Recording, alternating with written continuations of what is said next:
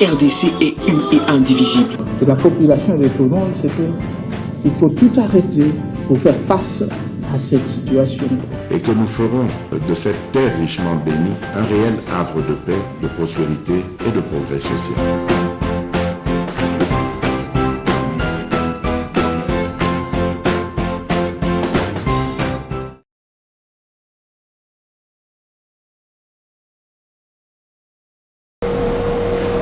Premier numéro, merci d'être là pour nous, vous nous soutenez, vous partagez nos émissions, vous allez liker, vous allez payer toujours là. Merci beaucoup. Nabandeko vous allez landa biso na Rwashi. Ba message na bino ezo comme la biso ebele. Merci Nabandeko ba zolina machipisha. Voilà. Bozape na Kamalondo. Je vous vois en train de nous écrire. Je vous lis chaque jour. Plaisir et salut Makasi. Nazo mona bino pe na golf. Bozali pe ko landa biso. Je vous vois encore bozali ko landa biso na côté wana ya Caravia. Bozali ko landa biso. Bon échanger peu comme peu Pullman, merci. Bande ko bozali na place de la Poste. Na fait subir nos mbote. Na zala ki wana na beti pe moi tout. Na y place à la Poste wana na tourner. Kana système ba fourmi. Ba bisinga ba vérité belé. Zole ka sur terrain na ngambo wana. Même temps que tu interpelles la kaba autorité za pour être quand même et en aba info mususu obiso tozala kanango mais ba service ba kozanga kodala na yango te omoni na senga kana lobaki la fois parce que non que le gouverneur ya Katanga na bato yo bazana ye na ba service balandela bato nyonso batala ka biloko ya ba non je savais pourquoi na banda ke koloba likambo wana pote ba yeba ndenge nini bakoki ko stopper hémorragie oyo ezali ko bongisama na terre surtout na lobby na niveau ya quartier Bel Air. Je précise très bien monsieur le gouverneur Redok Yaner boyeba ke na Bel Air j'ai des infos nazana ba message au bato bazoloba ke il y a des réunions ya mabe oyo bazali ko défendre ba individu bazali ko tenir, je précise bien na Bel Air. On est même en train d'organiser ce qu'on appelle une insécurité organisée, planifiée. Bazali ko créer panique. Alors bakonzi botala likambo wana bobo sena yango te botala yango parce que to faut à la l'aise na propre mboka na biso congolais bakoki ko intimider yete comme disait quelqu'un on ne peut pas nous intimider suka ya mema moi papa ya bato tunda ya kasinda na kanda ya likambo wana ndinga lunga fonction wana tala lelo ti aye komi retrouver na ceux qui na opposition mais on ne peut pas nous intimider kendaki tunda ya kasinde donc on ne peut pas intimider les Congolais na propre mboka na ye alors bino bande bino kozana ba commune ebele na Lubumbashi bobanga na bino eloko moko te ezalokola maya moto ata kutuke ndeko moko jipa ebisaki ngame maya moto mekango na safutu doit développer kaka pe réponse na yo mosusu. Mais moi je pense que vous devez être calme quand on défend la République. On ne s'agite pas, on est calme. Les gens qui pensent que Zaliko Bongissa, Kotia ville a fait à 100 avec la politique de la terre brûlée, je crois que Bango Wanande Bako regrettait tango que la Bango. Et le service de renseignement, service à la police, armée baliwana pour zana jungle te bazaliwana pour rétablir makambo nanzela surtout que ça l'a été bazangi makasi va se retrouver na canal one parce que MKB officiel et collecter les bino ba info nyonso wana pe ko pesa bino bande ko tokobeta li solo na émission ya lelo Shadari alobi il faut chasser Félix Tshisekedi, il faut lui chasser. Bon, la boue que tu as dans le commentaire, il faut lui chasser. Pourquoi il faut chasser Tshisekedi alobi à ta province à Équateur, à Yebi Yangote? La province kaka Équateur ayebi yangote alobi Tshisekedi na makambo gestion ayebi rien yango na pesi kabila ronda ya mbagaye na téléphone te asala taba inane kabila ya mbagaye na téléphone te pata batone bazo bisangai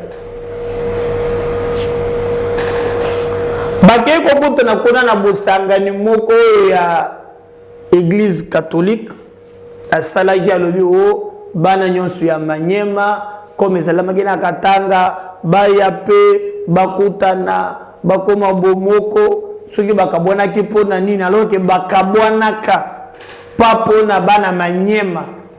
Je vais s'y interpeller bandeko na ngai bino ya Manyema heureusement ke bolakisaki ye ke bolingaka ye te pour na mwena aéroport 15 moto o balobakana tata moko piaka donc Monique abeti na ye piaka alors comme azana diversion agana mutu ba injure facile oyebi bakambo bana ba mama soki bafingi mama koumela te mpe finga mpe mama donc kaka sili soki ofingi yo mpe ofingi tata wana alors bakei kuna okekutana na matata me matata meme bato oyo ya bashadari wana babandaki olobaki no mbongo oyo matata azwi na makambo ya bokanga lonzo. Pour paraphraser Fayulu qui disait que c'est escroquerie du siècle. Donc, batambola mokili mobimba. Nanu ba mone escroquerie lokola ya bukangalo nzote. L'église catholique a vu l'ignorance savoir ndiko nyika bango. Pote ya longola bango manso oyo bango balobi pona bukangalo. Chose grave tant na mona quand même na prix Nobel de la paix. Prix Nobel de la paix à Kotape na likambo wana na mona que c'est sérieux pour défendre maye oyo batule so contesta kilo ole bakomi kuna ole basuka atana makambo na bango ya catholique na ba misusu alors soki biloko nini yakutanaka nango nayebi te soki makambo nini akanisaka nayebi te akofongola balobo celui qui va attaquer en premier c'est Tshisekedi et d'ailleurs okotala que tout le temps bango bazwi misolo azalaka na base politique te base réelle aye azalango te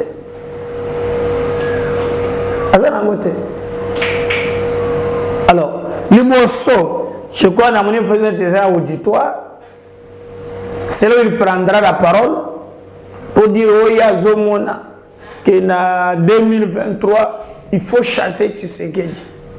C'est la démagogie. Il y a aussi carte d'électeur.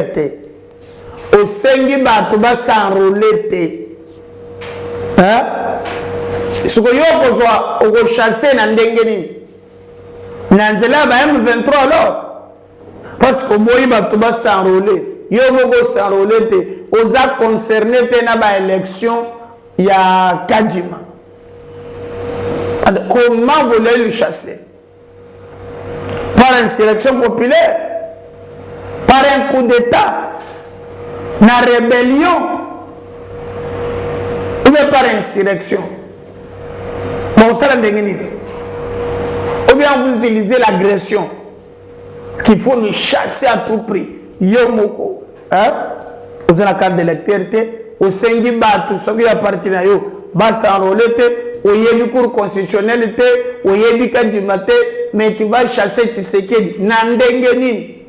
En d'autres termes, c'est que na mito nabino besoin réfléchir le schéma anticonstitutionnel. Il y a un schéma là que vous planifiez. Parce que celui qui veut que Abengana Tshisekedi à cause de la carte d'électeur, ce qui est dans Kanesawana, Azeli Mokolo ya Mapunami, à Keinaïr, à voter, et à la fin, débat est c'est le peuple qui tranche en démocratie. Il fallait que Mouton a présenté une offre que les chaos c'est la CSL. Mais aux yeux cartes électeurs, aux spécifiques batailles de la carte, mais aux autres canaux que vous venez chasser Tshisekedi. Na méthode ni. Hein? Oh. Na méthode ni. Ah bon, c'est là où je dis, botta la plan B, il y a peu peur de Shadara Bimisi Yango. Ça nous maintenant qu'on comprend. Ok, pour le Rosengata, au Kokamote, que Balonagi Makambo, quoi, Masangu, Nabandu, Yoke, Kuna, ou Kutike Boti Université, on a Kokamote. Ah, bandeko. Tout de nos deux pieds sur terre. Tout l'inga Congo, tout salé la Congo. Bolamu ya Congo, tout trahir yangote. Oui. Shadari, ils ont pas cinéma. Mais comme, alors on va toujours que Bilili est là. Pour que tu le vas en l'air, tu le vas même cabez officiel, TV c'est la radio. Tu côté la nabi.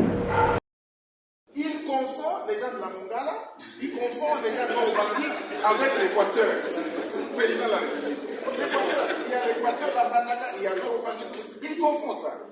Donc, tout ça, je vous dis, le leadership doit être prononcé clairement. L'homme qui est là, d'abord, notre combat à nous tous, c'est de le chasser.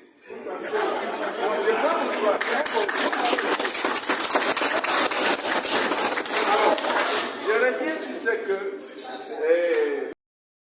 il confond les gens de la Mongala, il confond les gens de l'Obangi avec l'Équateur, président de la République. Il y a l'Équateur, la Banana, il y a l'Obangi, il confond ça.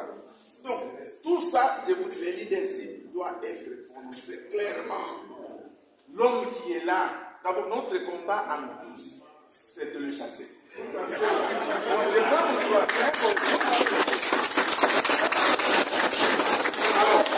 Je reviens sur ce que... Voilà, je crois que Wana Bolandi est Shadari, donc l'homme de Bafingi, maman yo pe finga mama ngayanga na kufinga te yo finga kaya yo bulanda tata wana te azaka muntu wa mafinga pembeni. Il faut chasser Tshisekedi. Dans un pays sérieux, on va interpeller. Ah oui?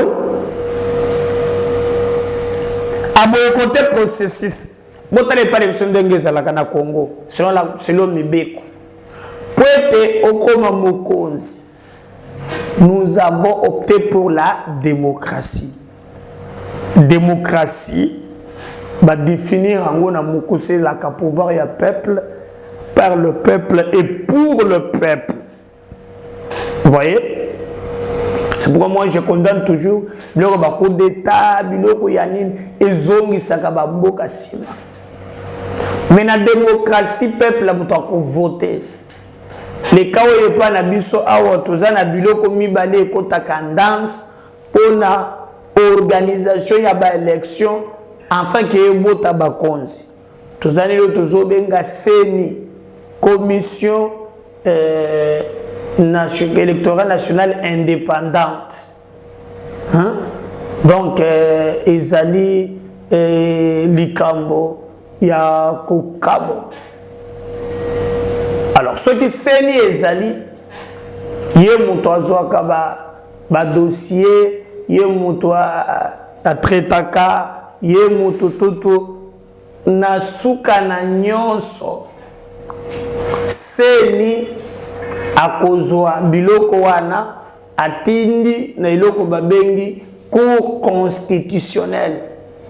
Yango bonaki même na ba 2018, batumso bazalaki élu au niveau ya CENI, mais bamati bakomi na niveau ya cour constitutionnelle balongoli bango. Alors, quand Chadar dit qu'il a chassé Kabila, en tenant compte d'explication na PS 1 na CENI, ye na PPD bayebi CENI wana atamukete balobi CENI ya Kadima eza CENI ya IDPS. CENI ya Kadima eza CENI ya IDPS selon bango. Ça il faut retenir. Donc CENI oyo eza CENI ya IDPS. Ya mibale cour constitutionnelle balobi wana pe eza ya IDPS bayedi yango lisusu te. Et chose grave balobi bango bakokende na élection na CENI wana te. Babengi pe ba militants soki bazalaka na bango balobi bakende ko s'enrôler te. Donc bande ko nangai vous comprendre le schéma ya Shadari na batunaye. Mais ce que nous nous demandons, démocratie ezali, mutoza libre à commettre un point de vue naie. Mais population peut batika ko zoba bintu peut ko distraire bino. Sangeli boza na maturité, boza na capacité bino moko ya ko comprendre que les kambo eza mabeto eza malamu pona bino moko. Et que mutu moko ko la mukaka boyete abanda ko ambrouiller bino et que bino peut bomema mité. Lorsque vous voyez le Shadari là, souvenez-vous toujours de Kamouane ensemble. C'est lui qui était VPM. Oui. Et parmi Batoyo, Ndenge Tozo Monalelo, Kabila Sokatren et Bungu, tous les alliés Bango. Les Bango. Je ne pense pas que même Joseph Kabila, Chenarambo, on a besoin de Bango, je ne crois pas. Parce que le binanga qui a bengi na chomo ya mbaga bango le société. Akomika na ba jiket nda ba gilet na yewana appareil à photo ba boot na lance-pierre ni bloka bila sana ngo mikolo yo. Tutaga bandege na kingaga chwa na moyente. Osoma. Kanga soit tout ya kangi photo yo. Bon, bah, ça veut dire, Azana Bangote, le Walukuta. Voilà un peu Bangote. Voilà un peu Bangote. À quoi ça n'a pas? Ça n'a pas choisi. Aïe, pourquoi ça là? Donc, pour moi, tout ce que Shadar fait, qu'on chasse, en tout cas, mais quelque chose, ça marche.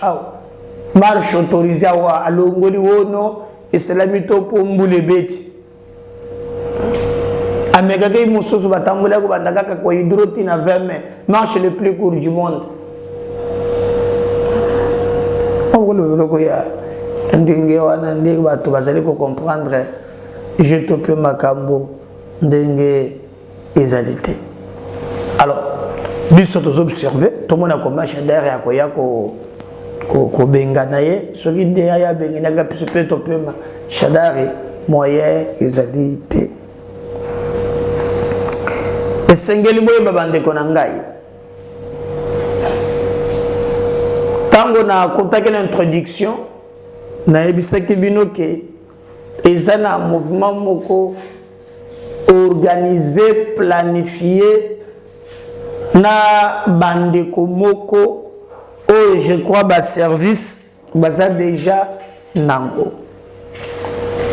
Ayo komi makambo ya ko reconfigurer topé kozwa ba décision ya makasi pour les enjeux de 2023. Oui. Déplacer le Bakaba Alliance Salama. Paix Salamaka.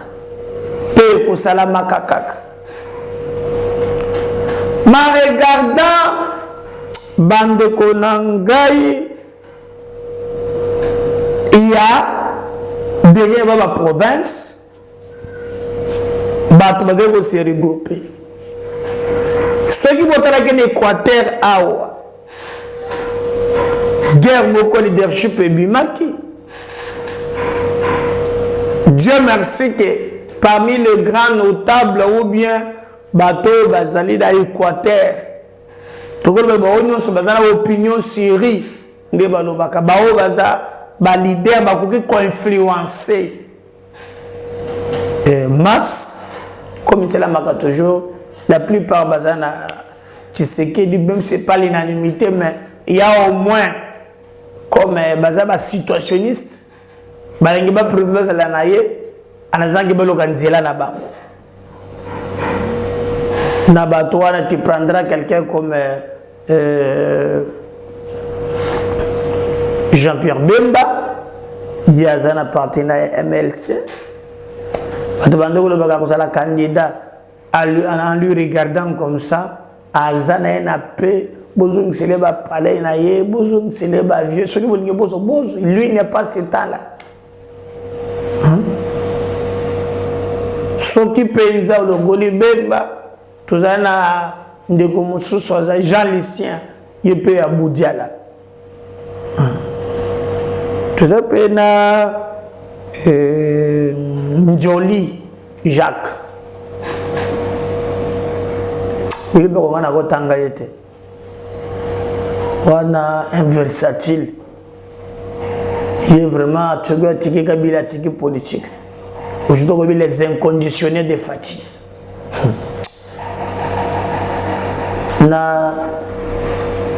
Et puis, en français, les inconditionnés de fatigue.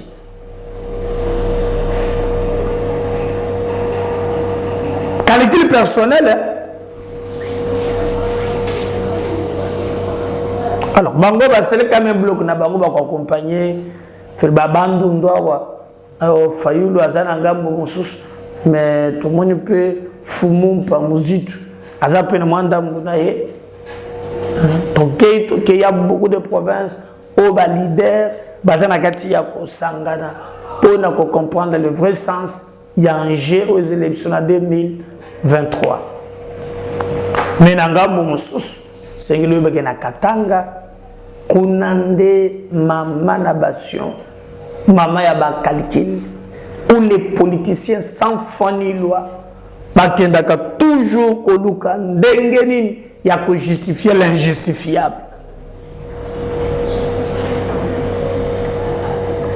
Je vais avant cette émission ici là, naturellement même un extrait où Aneza Kabila Tango Zalaga Sugi président, les mêmes clics. Bazamando c'est bilogo na bango wan. Ma zondi sabango nanzela.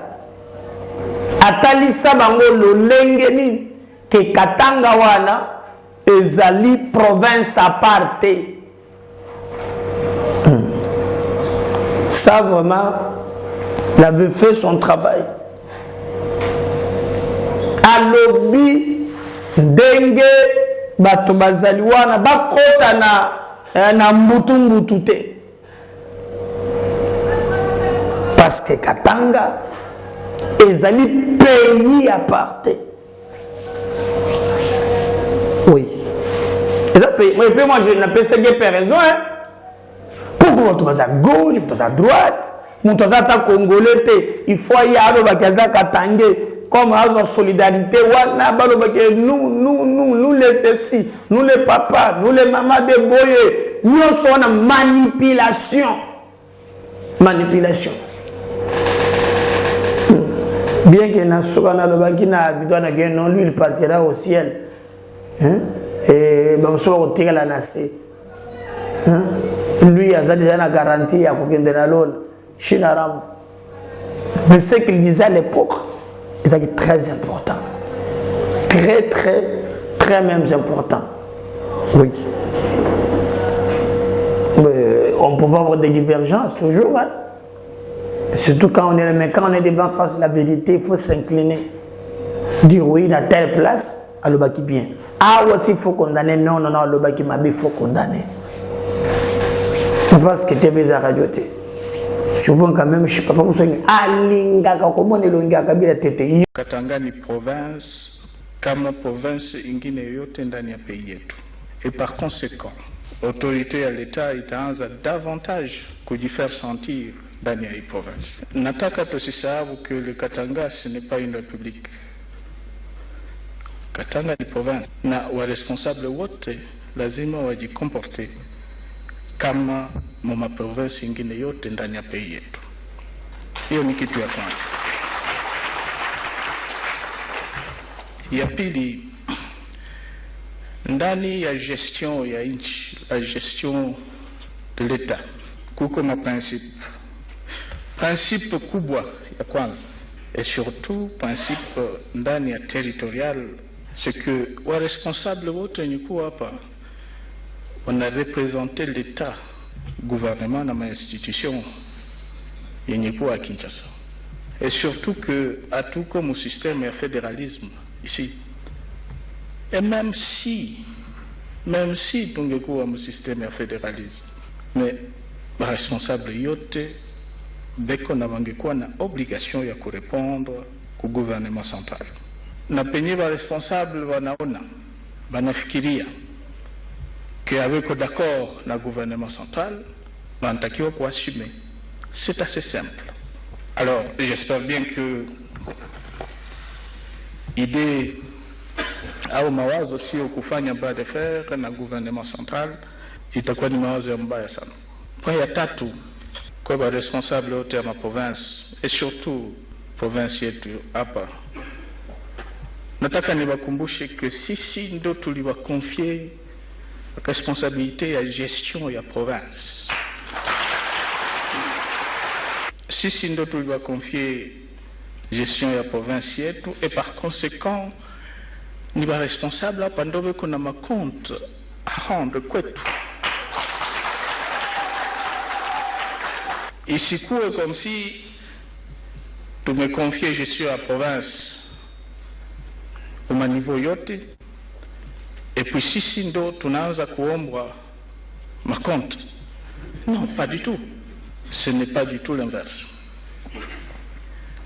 Najua que kuko ma problème rétrocession.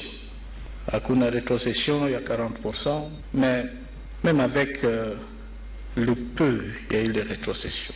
Inabidi quand même, natuambia, avec le peu, les 10, 15, 20%, angalia ambayo tuko nafanya. Si je peux maintenant conclure sur cette question, il y a politique et même la sécurité. Minataka, sur cette question, je vous exhorte. Ninawaomba, pour le moment niko ninawaomba, tuache kutenir mapopo yenye inaingiza division ndani ya population. Na hiyo mapopo mimi sitaikubali hata siku moja. Jamais du tout.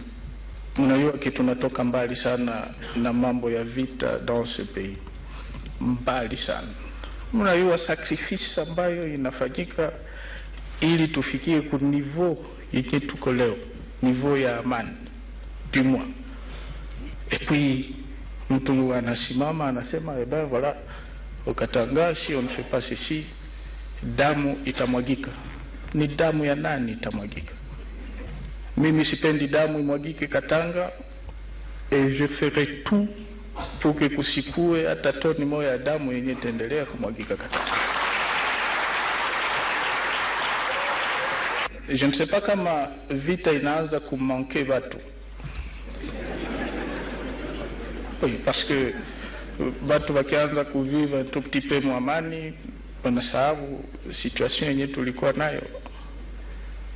Mais écoutez, il faut seulement kuangalia ma province kwenye bado tuko na bavugavuga wana déranger population.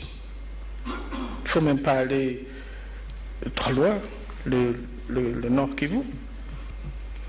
Et puis tunakuwa tunajiamuser hapa kusema damu itamwagika sisi.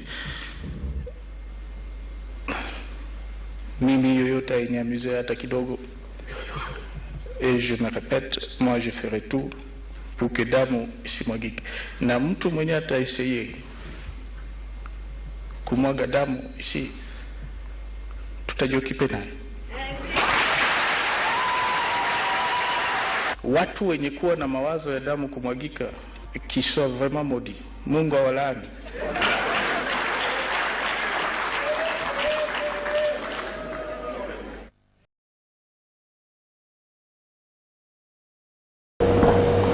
Je crois que Bolandi Katana de moi tuninga onde komeda est-ce que bana classe ya bagatumbi basala ki déclaration de zolo bana oh non nous les enfants oh papa vérifier ka ba émission na biso to tiaki yango sima ya Pichi Banda professeur que j'ai respecté beaucoup Pichi Banda baki deux fois.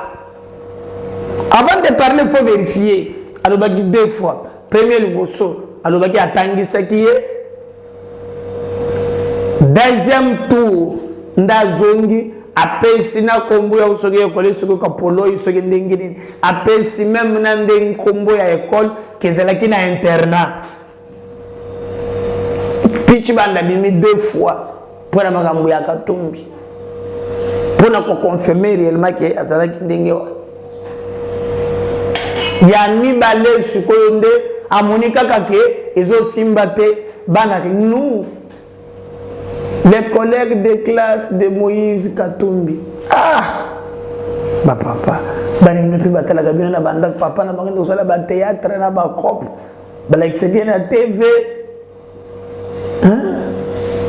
donc ils le goya ya donc ils amaka moko biso to koki ko fondé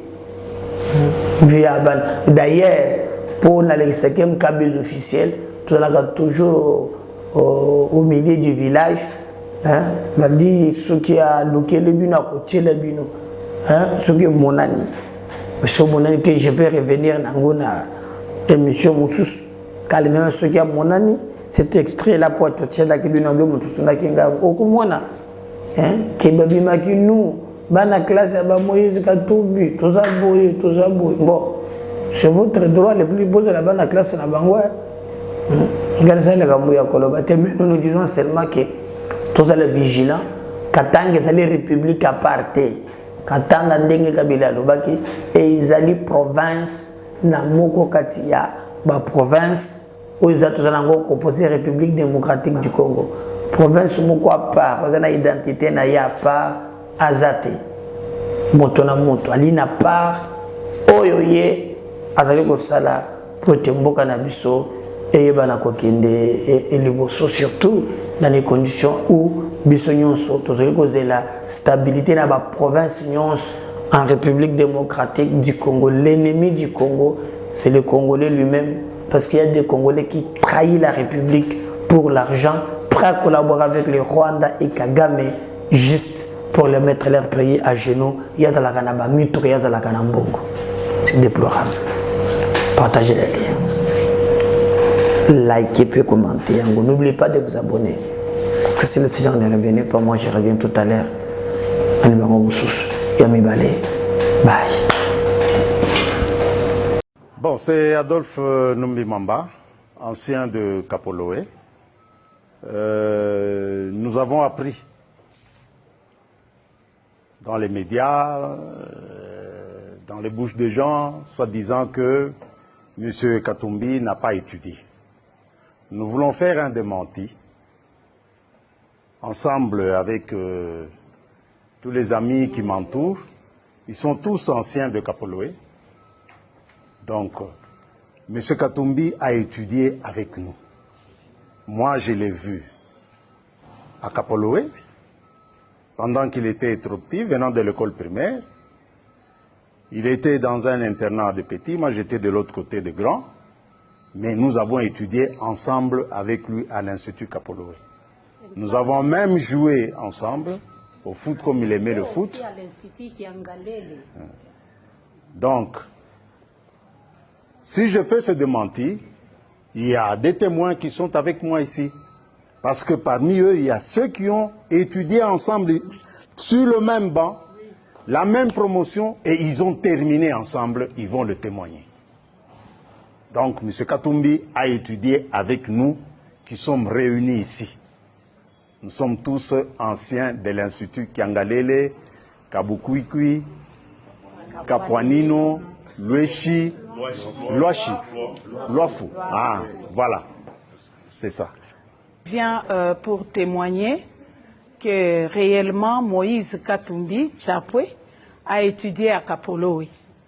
Moi, j'ai fui son collègue de banc et de classe depuis première secondaire.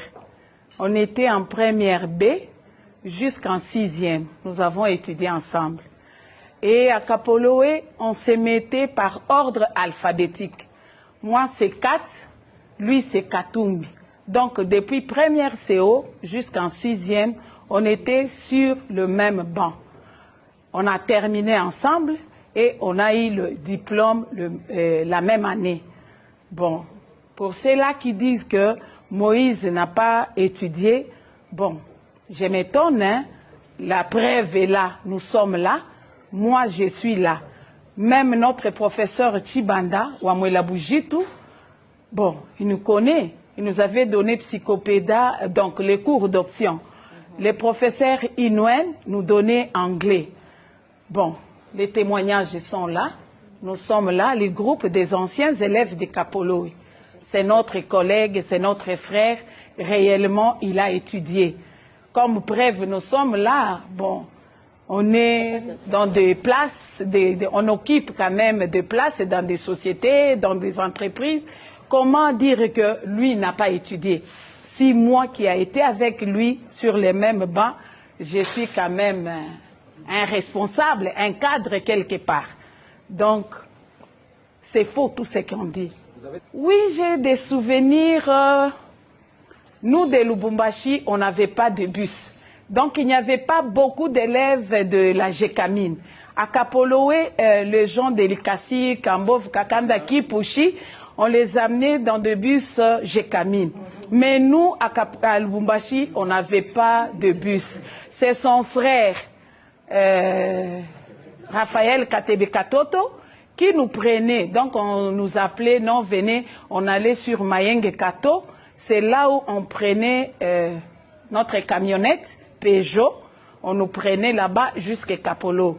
Même au retour, bon, c'est lui qui venait nous prendre jusqu'ici. On nous donnait même pas un rond. C'était gratis. Depuis son enfance, et je me rappelle, ma maman était morte en 91. Moïse était venu chez nous quand les Mpiodi, les Thompson, étaient vraiment un luxe, hein? Oui, oui, un luxe. Moïse avait amené chez nous un carton de Thompson, les frétins là de Kalemi, l'huile, tout ça, et il avait remis une enveloppe à mon papa. Donc c'est quelqu'un du social. Mon nom c'est M. Kaleta. Je voudrais ajouter sur ce que mes amis viennent de parler ici. Je confirme que j'ai été avec M. Katumbi à l'Institut Tiangalele de Kapoloé. En même temps, j'ai mangé avec lui quand nous étions à Kapoloé au village. Parce que nous, on faisait l'autocuisine. Alors, il aimait manger avec nous. Nous étions les aînés, les adultes de l'Institut. Alors, on était avec lui. Je ne peux rien dire, ni ajouter. Tout ce que je peux confirmer qu'il a étudié à Kapoloé. On peut dire tout ce qu'on veut pour peut-être nuire à quelqu'un, mais nous confirmons qu'il a étudié à Kapoloé. C'est des bons souvenirs. de souvenirs que je garde de lui, je peux te donner un petit souvenir. C'était quelqu'un qui était trop jeune. Et quand on voulait laver ses habits, c'était les grands qui lavaient. Et chaque fois, il donnait un peu de sous à tous ces gens-là, à son âge-là, pour qu'on lave ses habits. Voilà, c'est ça. Ça, je peux vous dire ça. C'est M. Yav Chemou.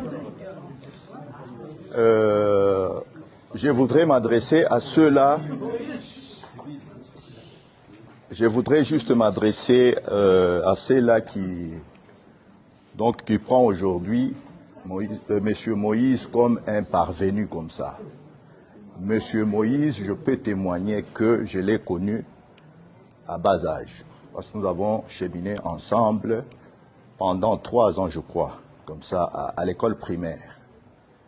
Donc dès la 4e primaire, 5e et la 6e. Parce que moi, j'avais refait la 6e primaire. Alors lui, il est passé en premier CO. D'ailleurs, en 5e, j'ai fut même, il fut même mon collègue de banc, vous voyez, en 5e primaire. Et puis c'est quelqu'un qui a une bonne mémoire, parce qu'à un moment donné, j'étais juste en passage à Kasumbalé, Saraba, mais il m'a reconnu. Il m'a tiré même à l'oreille comme ça, il m'a dit, toi Yav chez moi. Alors je me suis demandé, mais ce monsieur ici qui peut m'appeler comme ça. J'ai tourné ma tête comme ça, c'était Moïse Katumbi. Alors, avec ces souvenirs-là, il voulait même que je puisse travailler même avec lui, mais malheureusement, j'avais d'autres occupations. Alors, je voudrais témoigner que, parce qu'il y a même des gens qui posent la question, est-ce que Moïse, à cette époque-là, il était un expatrié ou comment? Mais il était un Zaïrois. C'est un Zaïrois. Parce qu'à cette époque, avec la dictature de Mobutu, tous ceux qui étaient comme étrangers, on l'expatriait, on l'expulsait, hein? On expulsait, voilà. Excusez-moi, mon français n'y est bandit. Alors c'est un peu ça. Je voudrais témoigner que Moïse Katumbi, c'est notre frère. C'est notre frère.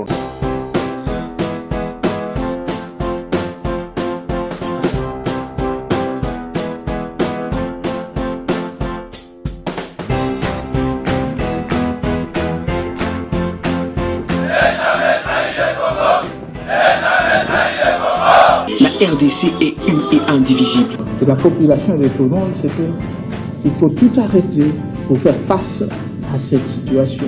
Et que nous ferons de cette terre richement bénie un réel havre de paix, de prospérité et de progrès social.